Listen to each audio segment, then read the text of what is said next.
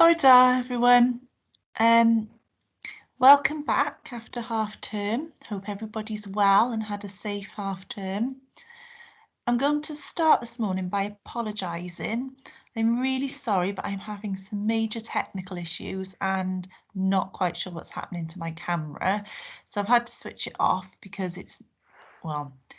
there's all sorts of things going on with it, which has been eventful. Anyhow, let's move on. It isn't a Monday and I'm not doing Reach. Today we're going to talk about an autumn festival because it's going to be happening this week.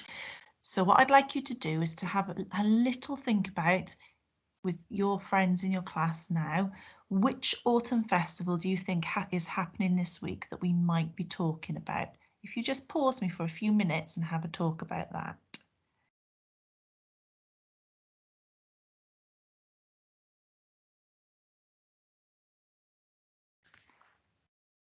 Okay, I'm sure you've all guessed that it is Bonfire Night. And there's a very good reason for me talking to you about Bonfire Night today, because there are a lot of safety things we need to think about around Bonfire Night. But to start with, we're going to have a little think about what is the story behind it. Now, I'm sure some of you already know this, so I'm just going to do a quick recap so that everybody knows why we think about and why we might celebrate Bonfire Night. So, on the 5th of November, normally people all over the UK have some sort of bonfire party. Not everybody, but lots of people like to do that. Obviously this year it's going to be a little bit different because obviously we're not allowed to meet in big groups or anything like that, but you may well be doing something at home to celebrate, which is why I felt it was quite important for me to talk about this tonight. So what is Bonfire Night? Okay. Usually some people have small firework parties in their back gardens or in villages or towns. They might have a big display. I'm not sure whether you've had experiences of that. That might be something you want to share at some point today. And the reason that we do this is because it's the anniversary of an attempt to blow up the Houses of Parliament in London, which is quite a serious issue. Some of the other things that we might do on Bonfire Night as well is we might light sparklers and eat. Some people like to eat toffee apples as well. Not quite sure how I feel about those, to be honest. Okay. The plan to blow up the Houses of Parliament was called the Gunpowder Plot. When we light bonfires to remember this event, sometimes you'll see a kind of made-up man on the top of the bonfire, a little bit like a scarecrow really, maybe some clothes stuffed with, I don't know, newspaper and things like that. That doesn't always happen, but when that's happened, we often call him the guy, a bit like a doll, I guess. And he is the man, represents the man who was part of the plot to blow up the Houses of Parliament. His name was Guy Fawkes. So what was the Gunpowder Plot? Guido Fawkes, he was part of the Gunpowder Plot a long time ago in 1605. He didn't like the king at the time, King James I, or his government, and wanted to blow them up. A lot of this was to do with religion and who people worshipped. So England at that time was what we would call a Protestant country, and the plotters were all Catholic, but they wanted the whole of England to be Catholic because they felt like everybody should have the same faith as them, which is quite pertinent this week because of course we are thinking about anti-bullying this week quite a lot. And so it's worth thinking about that because sometimes people can be bullied for their religion, and in this case this is what happened. They believed they wouldn't accept other religions and believed that everybody should be Catholic, and so therefore decided that they would blow them up. So Guy Fawkes and his group put about 36 barrels of gunpowder in the cellars underneath the Houses of Parliament in London, ready to set off a massive explosion. There he is underneath the Houses of Parliament, planting the barrels. However, one of Fawkes's group did sent a letter to his friend who worked in the Parliament, warning him to stay away from Parliament on the 5th of November. Of course, the King's supporters got hold of this letter and the plot was rumbled, so they found out, thank goodness. Guards broke into the cellars where the gunpowder plotters were waiting, and they actually arrested them and executed them. So that's a brief story of what happened all those years ago and why we celebrate Bonfire Night. What I'm going to ask you to do now is have a little think about plans that you might have this year, and what safety measures do you think you might need to take if you are going to do something at home this year? If you just stop the presentation now and have a little think about that as a class.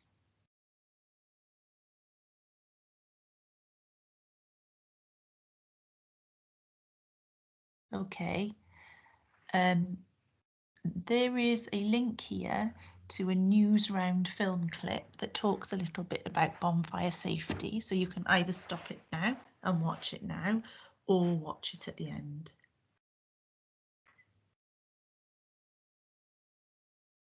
So just to recap, one of the most likely things that you would have at home, and this is actually what I would use with my children. I don't like to have fireworks and certainly wouldn't have a bonfire, but we do usually have sparklers. Now, sparklers are perfectly safe if you are sensible with them, okay? And there's some few golden rules that you will need to think about. So you would never, ever, ever use a sparkler without an adult present. That's the first and most important thing, okay?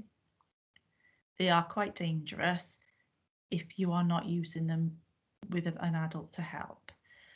Don't ever put them in your pocket. If there's one on the floor, don't pick it up because it may not have gone out properly and they can burn you. They get very, very hot. They can burn. Make sure you light them one at a time.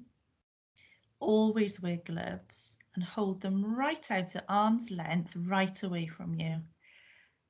When it goes out, it's really important to put the hot end in a bucket of water, otherwise it could still burn you until it's actually cold, stone cold. So if you are planning on having sparklers, think about wearing gloves, think about holding it away from your body and thinking about having a bucket of water right next to you to pop it in when you're done. But as I said, please do not even think about doing that without an adult present. Okay, I've now got some fun facts that you can have a look through, all about Bonfire Night, just to make it a little bit more interesting. So you can, it's up to your teacher whether you want to skip this part or whether you want to have a little look. So during the World War I and World War II, nobody was allowed to set off fireworks or light bonfires. And this was because of an Act of Parliament called Defence of the Realm Act, which aimed to protect people in the war by not showing them where the enemy were. And of course, if you put fireworks up in the sky, straight away you can see where people are and where their houses are and where they're based. But up until 1959, it was actually illegal. It was against the law not to celebrate Bonfire Night in Britain. So during the time, people actually found different ways of celebrating indoors, which is not a fact that I knew before. Some interesting super sparkler science here. Sparklers are often found at bonfire night parties, as we just talked about, but they can get incredibly hot. They can reach temperatures of between 1,000 and 1,600 degrees Celsius. That's around 15 times hotter than the boiling point of water. Hence why I said always have a bucket of water near. Firework rockets can reach speeds of 150 miles an hour. And the reason why you can see a firework explode before you can hear the bang is because of light travelling much faster than sound. Lots of interesting things to maybe explore and think about there. Okay. Fireworks were actually discovered, first of all, thousands and thousands of years ago when a group of Chinese scientists accidentally mixed together some chemicals to make an early form of gunpowder. This was stuffed into old bamboo stalks and thrown into a fire to make a loud bang. They're thought to be the first fireworks. And the Chinese then used this invention to scare away their enemies and the evil spirits. In the 1830s, Italian inventors invented a special casing which let them fire fireworks into the air as well. They also came up with different ways of mixing. Oh, sorry guys. Of mixing. Oh, just bear with me. Different metallic paints to make the colourful explosions that you see today. This is a little bit of interesting information about a major firework display. There was an incredible explosion in Japan in 2014, and they smashed the records for the world's heaviest firework, which weighed 460 kilograms, which is actually the same weight of as a fully grown polar bear. My goodness me. Okay, and then the firework in Norway lasted for 1.5 hours, and there were 540,382 fireworks in total.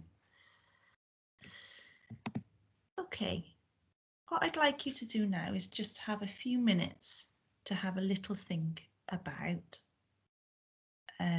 the reasons behind the gunpowder plot to begin with, and what that means in terms of religion, and how we all accept each other for the way we are and our religious beliefs.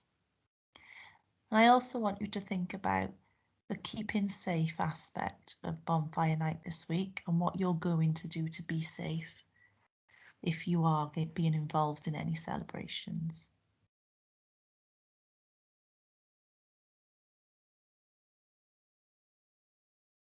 Gweddion. Diolch I ti am ei byd. Diolch am ei ffrindiau I gyd. Amen. Thank you everybody for listening this morning. I hope that you found some exciting information there. Just before I go, I just wanted to give you a quick update about the school council. We had a brief meeting before we broke up for half term, and we talked about what you've been up to with nurturing principles, which was really exciting. I'm going to catch up with them again this week. They will be coming back this week with a book that they're going to keep hold of in their trays, so that if you do have anything you want to ask them or any ideas you want them to bring to school council meetings, they can jot them down in the book and then bring them along. So hopefully I'm going to see lots of you this week, and I look forward to catching up with the school council. I will let you know when I need to see you. That's all from me today. Have a lovely week. I'll speak to you soon. Daboch chi.